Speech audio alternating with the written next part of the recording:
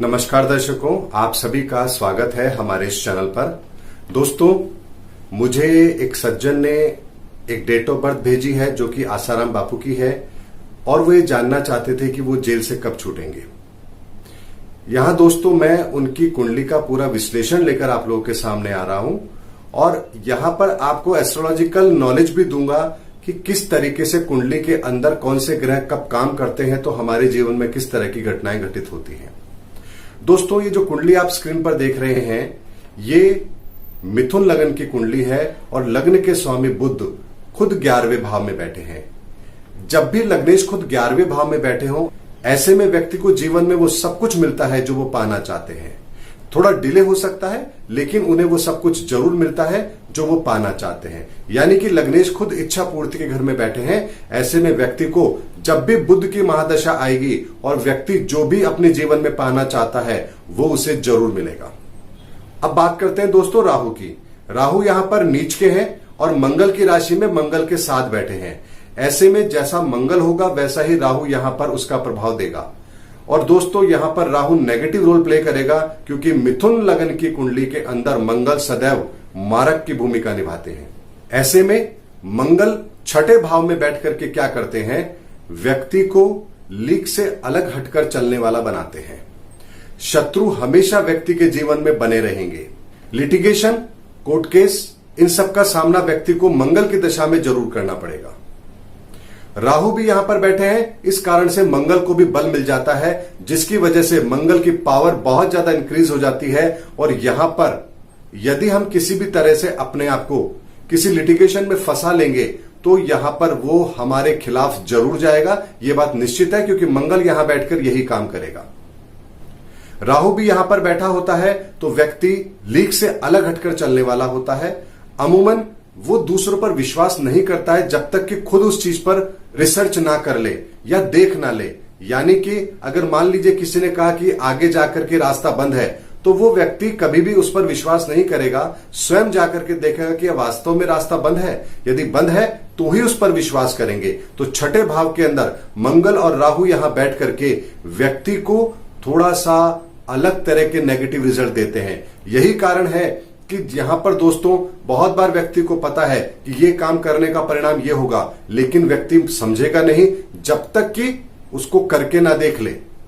यही कारण है दोस्तों, कई बार हम कानून को बहुत हल्के में लेते हैं और उसकी वजह से हमें अंतरदशा प्रत्यंतर में इस तरह के माहौल का सामना करना पड़ता है। अब बात करते हैं गुरुदेव बृहस्पति की। गुरुदेव बृहस्पति यहां कुंडली के अंदर अष्टम भाव में बैठे हैं और अष्टम भाव का बृहस्पति यहां पर क्या करता है, धर्म के क्षेत्र में हमें आगे तो ले जाएगा क्योंकि यहां योग कारक है, लेकिन नीच का होने के कारण से, अष्टम भाव में बृहस्पति का नीच का हो जाने के कारण से वो धर्म कर्म हमें कभी भी अच्छे फल नहीं दे पाता है। यानी बहुत बार आप लोगों ने देखा होगा कि जब हमारे जीवन में कोई बुरा समय आता है तो ईश्वर की कृपा से ऐसी कोई व्यवस्था बनती है कि हमें उससे बाहर निकलने का मौका मिल जाता है। लेकिन यहां पर दोस्तों इनके साथ ऐसा नहीं हुआ क्योंकि यहां पर बृहस्पति नीच का होकर के अष्टम में बैठा है। ऐसे में दैवीय कृपा व्यक्ति को नहीं मिलती है। यानी कि लास्ट मोमेंट पे ही सही व्यक्ति के काम में अड़चने रुकावट जरूर आती है। यह बृहस्पति के नीच का प्रभाव है। दोस्तों, एक बात मैं आपको जरूर कहना चाहूंगा, इस वीडियो को केवल और केवल एस्ट्रोलॉजिकल नॉलेज के लिए देखिए। इसको किसी संत महापुरुष या किसी व्यक्ति विशेष या किसी धर्म विशेष या किसी और नजरिए से देखने का प्रयास मत करिए, क्योंकि यदि आप वहां पर ये लॉजिक लगाएंगे तो शायद हो सकता है कि आपको मेरी बात बहुत कड़वी लगने लगे।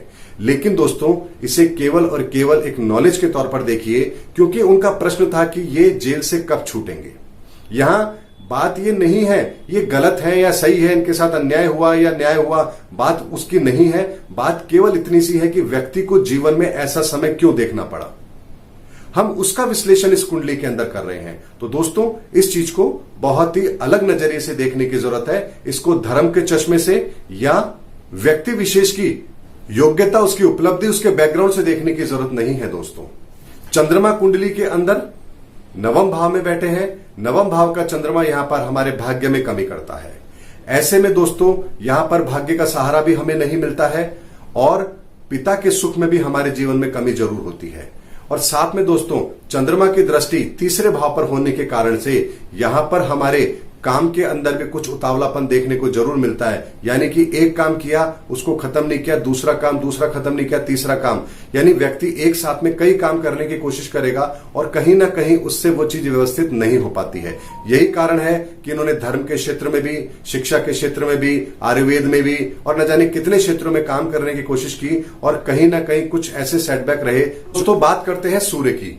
सूर्य कुंडली के अंदर दशम भाव में बैठे हैं और दशम भाव का सूर्य यहां पर दोस्तों व्यक्ति के प्रोफेशन, उसके कामकाज, उसके करियर के अंदर उसे बहुत बड़ा डेंट देते हैं, क्योंकि मिथुन लगन की कुंडली के अंदर सूर्य भी मारक होते हैं। ऐसे में इनको अपने प्रोफेशन, अपने कामकाज, अपने क्षेत्र के अंदर जो भी ये काम करते हैं उसके अंदर एक डेंट बहुत बड़ा जरूर मिलेगा, क्योंकि सूर्य इन्हें ठीक उसी तरह से करेंगे जैसे सांप सीढ़ी का खेल होता है। व्यक्ति 99 पे पहुंचता है, सांप काट लेता है और व्यक्ति 10 पर आ जाता है, फिर वो ऊपर जाता है, फिर सांप काटता है, फिर नीचे आता है। ये जिगजैग की जो आप चीज देख रहे हैं दोस्तों, ये व्यक्ति के साथ जरूर होती है जब भी कोई मारक ग्रह दशम भाव में बैठा हो। यही कारण है कि इन्हें प्रसिद्धि के इतने ऊंचे शिखर से इतना नीचे आना पड़ा। दोस्तों शनि भी कुंडली के अंदर दशम भाव में है। ऐसे में जब भी व्यक्ति को शनि की दशा रहेगी, व्यक्ति अपने प्रोफेशन, अपने कामकाज के अंदर बुलंदियों को भी छुएगा, ये बात निश्चित है। लेकिन शनि की महादशा के बाद उसमें रुकावट या गिरावट जरूर आती है, लेकिन शनि की महादशा इनको अपने प्रोफेशन, अपने कामकाज, अपने क्षेत्र के अंदर बुलंदियों पर लेकर जाएगी, इसमें कोई दो राय नहीं है। अब बात करते हैं दोस्तों बुध और शुक्र की। बुध और शुक्र दोनों इस कुंडली के अंदर बहुत अच्छे हैं, योग कारक है और 11वें भाव में बैठे हैं।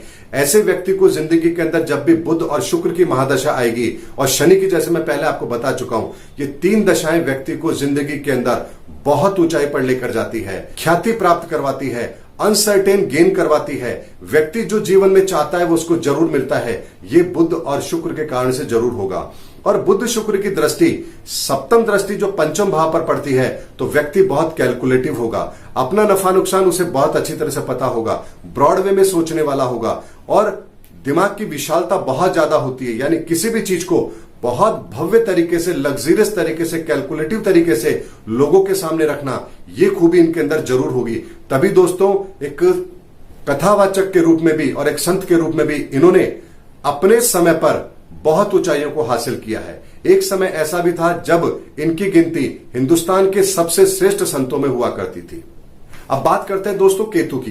केतु कुंडली के अंदर 12वें भाव में बैठे हैं और 12वें भाव का केतु मोक्षदायक होता है। यानी केतु की महादशा जब भी लगेगी तब व्यक्ति को अपने कर्मों का हिसाब किताब जरूर देना पड़ेगा, क्योंकि केतु 12वें भाव में बैठ करके व्यक्ति को मोक्ष प्राप्त करवाते हैं। मोक्ष प्राप्त का मतलब ये दोस्तों बिल्कुल भी नहीं होता कि आपके जीवन में अच्छा होगा या बुरा होगा। मोक्ष का मतलब होता है कि आपका हिसाब किताब यहां पर बराबर जरूर किया जाएगा जब भी केतु की दशा लगेगी। व्यक्ति को उसके पूर्व जन्म के या इस जन्म के जो भी उसके अच्छे या बुरे लेखे हैं, उसका हिसाब किताब उसे यहां मिलता है केतु की दशा के अंदर। लेकिन दोस्तों अब बात करते हैं, ये तो इनकी कुंडली के अंदर जो ग्रह जहां बैठे हैं उसके आधार पर बात हुई। दोस्तों एक चीज को समझने वाली बात है, जिस व्यक्ति ने भी इस धरा पर जन्म लिया उस व्यक्ति को उस ग्रहों के आधार पर उनका फल भुगतना रहा। दोस्तों एक चीज को समझना बहुत जरूरी है, चाहे व्यक्ति साधारण हो, कोई महापुरुष हो या भगवान हो, कोई भी इन ग्रहों की गिरफ्त से बाहर नहीं है। हां इतना जरूर है कि एक साधारण इंसान इनको लेकर के परेशान रहता है। संत महापुरुष इन ग्रहों की परिस्थिति को जानते हैं और उसके अनुसार अपना आचरण करते हैं, और भगवान जब इस धरा पर आते हैं तो वो इन ग्रहों की पूरी व्यवस्था को अपने तरीके से नियंत्रित करके फिर इस धरा पर आते हैं, ताकि वो कार्य वो कर सके जो कार्य वो करने इस धरा पर आए हैं। तो दोस्तों ये समझना बहुत जरूरी है कि ग्रहों का अपना एक तरीका है रिजल्ट देने का, फिर चाहे वो कोई भी क्यों ना हो। अब दोस्तों 1958 के अंदर इन्हें बृहस्पति की महादशा लगी, यानी 1958 के बाद से इन्होंने अपना धर्म कर्म का प्रचार जरूर शुरू किया होगा, क्योंकि बृहस्पति अष्टम भाव में बैठ करके व्यक्ति को नॉलेजेबल जरूर बनाता है। धर्म की शिक्षा लेने के लिए व्यक्ति हमेशा तैयार रहता है। यही कारण है कि 1958 के बाद से इन्होंने धर्म का प्रचार जरूर शुरू किया होगा, और बृहस्पति की पूरी महादशा के अंदर इन्हें उसके अच्छे परिणाम भी जरूर मिले होंगे। लेकिन दोस्तों उसके बाद शनि आया। शनि जैसे ही यहां पर लगा, चूंकि शनि इनको स्टार्ट हुआ था 1974 में, तो 1974 के बाद से इनकी लोकप्रियता में बहुत तेजी से बढ़ोतरी हुई होगी। और यहां पर जो 19 साल शनि के हैं, वो पूरे के पूरे 19 साल इन्हें अपने कार्य क्षेत्र में सफलताएं जरूर दिलाएंगे। उसके बाद दोस्तों 1993 में इन्हें बुध की दशा लगी।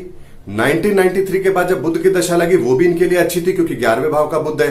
तो यहां पर इन्हें उसके बाद भी बहुत सफलताएं अपने इस कार्य क्षेत्र में मिली और इन्होंने बहुत ख्याति प्राप्त की। जो पद ये अपने जीवन में पाना चाहते थे उसकी उपलब्धि भी इन्हें वहां पर जरूर मिली है। और दोस्तों 2010 तक यही सिलसिला चलता रहा है। जो 1958 से शुरू हुआ था वो सिलसिला 2010 तक बिल्कुल कायम था, इसमें कहीं कोई दिक्कत नहीं थी। लेकिन जैसे ही 2010 के अंदर केतु लगे, यहां पर सारी चीजें उल्टी होना शुरू हो गई, क्योंकि केतु यहां पर व्यक्ति को फल देना शुरू करता है। जो भी उसके पूर्व जन्म के और वर्तमान जन्म के कर्म है उसके आधार पर व्यक्ति को फल देना आरंभ करता है। यहां दोस्तों मैं ये नहीं कह रहा हूं कि इन्होंने कोई खराब कर्म किया या अच्छा कर्म किया, ये भावनाओं का विषय है। इससे बहुत लोगों की भावनाएं जुड़ी है, इसलिए मैं बहुत सधे हुए शब्दों का इस्तेमाल कर रहा हूं। केवल और केवल एक एस्ट्रोलॉजिकल नॉलेज के लिए मैं वीडियो बना रहा हूं और ये चीज देखने की कोशिश कर रहे हैं कि इनके जीवन में क्या कोई रिलीफ पीरियड अब बाकी है। तो जैसे ही दोस्तों 2010 के बाद में इन्हें केतु की दशा शुरू हुई, इनके जीवन के अंदर इनकी सफलता के अंदर डाउनफॉल भी जरूर शुरू हुआ है। और धीरे धीरे धीरे धीरे करके जैसे ही केतु के अंदर राहु की दशा आई, केतु में राहु का अंतर जैसे ही शुरू हुआ, राहु चूंकि मंगल के घर में बैठा हुआ है और मंगल कुंडली के अंदर छठे भाव में बैठा हुआ है और राहु भी नीच का है, ऐसे में यहां पर व्यक्ति को लिटिगेशन का सामना जरूर करना पड़ता है। और यही कारण है कि केतु के अंदर जब राहु का अंतर आया तो यहां पर लिटिगेशन का इनको सामना करना पड़ा। और 1 सितंबर 2013 को पुलिस ने इन्हें अरेस्ट भी किया। उस समय पर केतु के अंदर राहु का अंतर, राहु में शुक्र का प्रति अंतर, शुक्र के अंदर शुक्र की अंतरदशा, सूर्य की प्राण दशा चल रही थी, जो कि 1 सितंबर से लेकर के 3 सितंबर 2013 के बीच में थी। दोस्तों अगर इस कॉम्बिनेशन को देखेंगे तो केतु की महादशा 12वें भाव में, 12वां भाव जेल यात्रा का भी होता है। उस पर दृष्टि राहु की, राहु मंगल की राशि में जो लिटिगेशन का सामना करवाता है। और उसके अंदर शुक्र का अंतर, शुक्र चूंकि कुंडली के अंदर 11वें भाव में बैठा है और 11वें भाव का शुक्र है, लेकिन महादशा केतु की है। ऐसे में केतु वही करेगा जो शुक्र चाहता है। शुक्र यहां इनके लिए अच्छा है, लेकिन जैसे ही प्राण दशा के अंदर सूर्य 3 दिन के लिए आए और सूर्य कुंडली के अंदर इनके दशम भाव में बैठे हैं, जो मैंने आपसे पहले भी कहा कि व्यक्ति के प्रोफेशन के अंदर बहुत बड़ा रोल प्ले करते हैं। 99 पर पहुंचकर सांप काटता है और व्यक्ति 10 पर आ जाता है। और वही 3 दिन इनके लिए सबसे बड़े घातक साबित हुए हैं और उन्हीं 3 दिनों के अंदर इनकी गिरफ्तारी भी हुई और आज तक ये जेल के अंदर है। दोस्तों जैसा कि बृहस्पति यहां पर अष्टम भाव में बैठे हैं, नीच के बृहस्पति है, यही कारण है कि इन्होंने कितनी बार अपनी जमानत के लिए एप्लीकेशन लगाई, लेकिन हर कोर्ट से इनकी जमानत खारिज हुई, क्योंकि अष्टम भाव में नीच का बृहस्पति कभी भी दैवीय कृपा लेने नहीं देता है। अब दोस्तों बात आती है, जो प्रश्न हमारे उन दर्शक का था भी कि क्या ये जेल से बाहर आ पाएंगे। तो दोस्तों 2017 से इन्हें शुक्र की महादशा आरंभ हुई है और 2017 के बाद से आप देखिए तो इस केस के अंदर फैसला भी आ चुका है और अब वो अपनी सजा को काट रहे हैं। लेकिन दोस्तों एक चीज समझने वाली बात है कि शुक्र के अंदर स्टार्टिंग की जो अंतरदशाएं हैं वो इनके लिए फेवरेबल नहीं है, क्योंकि शुक्र में शुक्र, शुक्र में सूर्य, शुक्र में चंद्रमा, शुक्र में मंगल और शुक्र में राहु, ये इनको कभी भी रिलीफ नहीं देंगे। लेकिन 22 मई 2027 इस डेट को इन्हें बृहस्पति की अंतरदशा शुरू होगी, यानी शुक्र में बृहस्पति का एक अंतर शुरू होगा और बृहस्पति कुंडली के अंदर अष्टम भाव में बैठे हैं, जो कि अपनी पंचम दृष्टि 12वें भाव पर डालते हैं, जो कि जेल का भी होता है। ऐसे में 22 मई 2027 से पहले इन्हें जेल से रिहा किया जाए, इसकी संभावना बिल्कुल भी नहीं बनती है। हां, लेकिन 22 मई 2027 के बाद इनके जीवन के अंदर इस समस्या के समाधान का रास्ता जरूर दिख रहा है। अब दोस्तों एक चीज समझने वाली बात है, अष्टम भाव हमारी मृत्यु का होता है और 12वां भाव जेल का होता है। यहां पर कोई एक कंडीशन यहां पर जरूर मिलेगी, या तो इन्हें रिलीफ मिलेगा या इन्हें मुक्ति मिलेगी। दोनों में से कोई एक कारण यहां 22 मई 2027 के बाद जरूर बनेगा। यानी कि ये जो जेल की तकलीफ इनको हो रही है या जो ये समय अब देख रहे हैं, इस समय से इन्हें मुक्ति जरूर मिलेगी। वो किस रूप में मिलती है, ये बृहस्पति के हाथ में है कि वो कैसा करेंगे, क्योंकि बृहस्पति नीच के हैं। अब वो यहां जेल से रिहा कराते हैं या इन्हें सदगति प्रदान करते हैं, ये देखने वाला विषय है। लेकिन 22 मई 2027 से पहले व्यक्ति को यहां पर सफलताएं ना मिले, इसकी पूरी संभावना इस कुंडली के अंदर बन रही है। और उससे पहले इन्हें जेल से रिहा नहीं किया जा सकता, ये इनकी कुंडली कह रही है। तो दोस्तों, इनके जीवन के अंदर ये दिन इन्हें इसीलिए देखना पड़ा क्योंकि छठे भाव के अंदर मंगल मारक हैं, राहु यहां पर बैठे हैं मारक, बृहस्पति नीच का अष्टम भाव में बैठा है और केतु 12वें भाव में बैठे हैं और सूर्य दशम भाव में बैठे हैं। ये कॉम्बिनेशन एक ऐसा बना कि जब इनकी अंतरदशाएं प्रति अंतर आया तो इन्होंने डैमेज दिया, और जब जब इनको शनि, बुध और शुक्र की अंतरदशाएं रही, महादशाएं रही, तब तब इन्होंने अपनी जिंदगी के अंदर बुलंदियों को छुआ। तो दोस्तों, कैसे ग्रह हमें जिंदगी की बुलंदियों पर भी पहुंचाते हैं और वहां से हमें अपमान का सामना भी करवाते हैं, ये सब कुछ ग्रहों के आधार पर होता है और इससे कोई भी अछूता नहीं है।